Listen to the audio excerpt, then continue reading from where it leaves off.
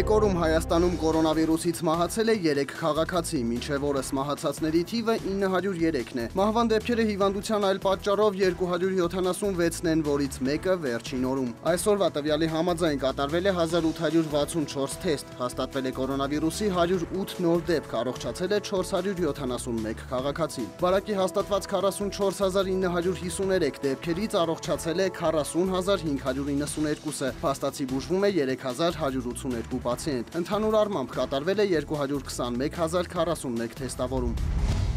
Իսկ Արցախում հաստատվել է կորոնավիրուսային վարակի 1 նոր դեպք։ Վարակակիրը Մարտունու շրջանի Նոր Շեն գյուղում հաստատված օջախի շփման շրջանակից է եւ գտնվում էր մեկուսացման մեջ։ Կորոնավիրուսով վարակվածների ընդհանուր թիվը 316-ն է, 277 քաղաքացի արդեն ապաքինվել են։ Փաստացի բուժում է ստանում 37, ընդհանուր մեկուսացված է 57 քաղաքացի։ Մինչև այսօր թեստավորվել է 12371 քաղաքացի։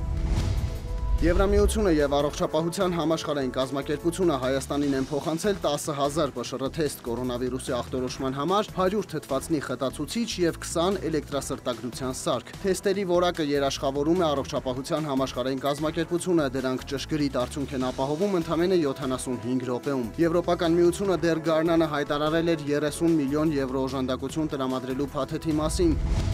Վրաստանում հաստատվել է կորոնավիրուսով վարակման 45 դեպք, համավարակի սկզբից ի վեր դա ամենամեծ ցուցանիշն է։ Թբիլիսիի գլխավոր վարակաբանը հայտնել է, որ ամենաշատ դեպքերը Աջարիայում են, այն համարվում է կարմիր գոտի։ Այսուհետև երկիր ժամանողների համար 12-օրյա կարանտինի ժամանակահատվածի փոխարեն պարտադիր կլինի 8 օրը։ Միաժամանակ սեպտեմբերի 15-ից զբոսաշրջիկները պետք է կորոնավիրուսի ախտորոշման թեստ հանձնեն ժամանումից 72 ժամ առաջ եւ դրա արդյունքները ներկայացնեն սահմանին։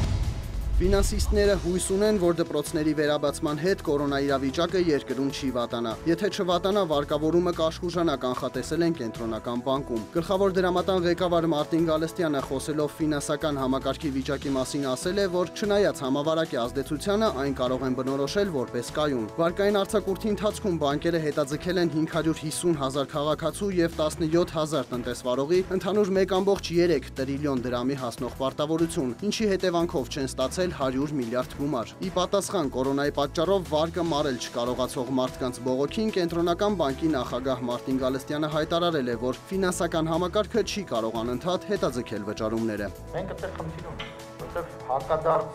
հայցը այն կողմից լինելու է, իսկ կարող ենք էլ կարող ենք ավանդներ օրինակ չվերադառնալ։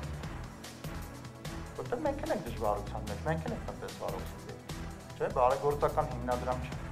Այդ միֆն էլ կա, որ բանկերը չաղ, հարուստ, անընդհատ փող աշխատող կառույցներ են, բայց այդտեղ շատ հետաքրքիր ֆենոմեն կա։ Եթե տնտեսությունում տեղի ունեցող ճգնաժամերը ազդում են տնտեսության տարբեր ճյուղերի վրա տարբեր կերպ, օրինակ այս ճգնաժամը շատ ավելի լուրջ ազդեցություն է ունեցել հոռեկայի վրա, հյուրանոցների, կաֆեների եւ բարձրացությունների վրա, ու ավելի քիչ ազդեցություն է ունեցել օրինակ հանքարդյունաբերության վրա,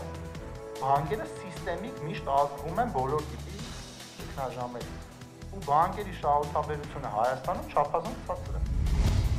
Պետական եկամուտների կոմիտեի նախագահ Էդվարդ Հովհաննիսյանն այցելել է Բագրատաշենի Մաքսային կետբաժին, հետևել կառույցի աշխատանքներին, հետաքրքրվել մաքսային ձևակերպումների կազմակերպման գործընթացով։ Պետնախագահը ծանոթացել է մուտքի եւ ելքի ընթացակարգի առանձնահատկություններին, հետաքրքրվել հակահամաճարակային կանոնների պահպանմամբ։ Կառույցի պատասխանատուների եւ աշխատակիցների հետ տեղում քննարկվել են մաքսային ձևակերպումների արդյունավետության բարձրացման հարցեր։ Կոմիտեի ղեկավարը հանձնարարել է քաղաքացիներին սպասարկել արագ եւ որակով։